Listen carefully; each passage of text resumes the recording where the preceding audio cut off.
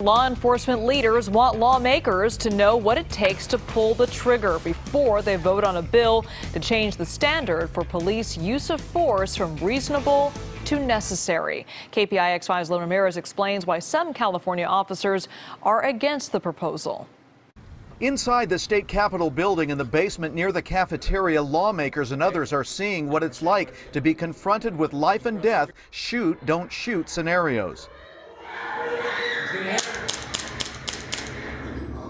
The simulator was set up as part of a full court press by the California Chiefs of Police to defeat AB 931, a bill which would put strict new limits on when officers can use deadly force. This is the first time that we have brought a force option simulator here to the Capitol to allow legislators and their staff to see and experience a dynamic unfolding situation firsthand.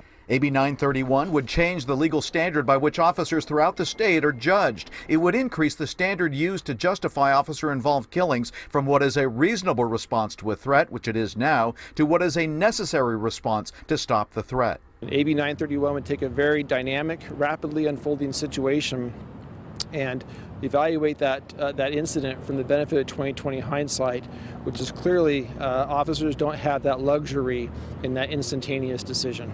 But supporters of the bill say that increasing standards for deadly use of force works. From Seattle to New York City, studies show that cities that have acted on their own have not only managed to reduce the number of civilians killed, but they've also increased officer safety as well. This is something police officers are trained on and that they can do. It's just a question of whether or not California law enforcement are willing to do it.